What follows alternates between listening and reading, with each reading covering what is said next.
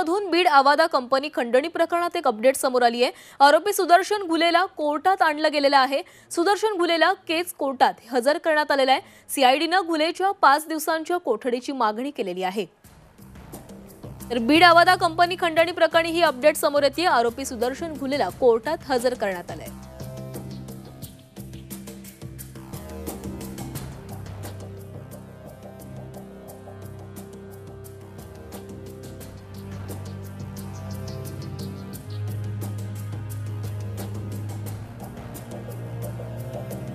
तर आवादा कंपनी खंडणी प्रकरणात सुदर्शन घुले याला केज कोर्टामध्ये हजर करण्यात आलेला आहे आणि त्याला कोर्टात हजर करण्यात आला असून आता सुनावणी देखील पार पडणार आहे। सुदर्शन घुलेला केज कोर्टात हजर करण्यात आलाय। सीआयडीने घुलेच्या 5 दिवसांच्या कोठडीची मागणी केलेली आहे।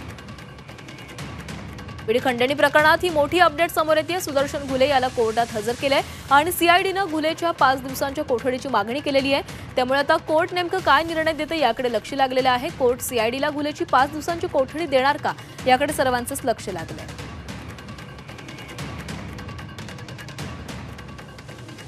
तर आरोपी सुदर्शन घुले याला 2 दिवसांची कोठडी सुनावण्यात आलेली आहे।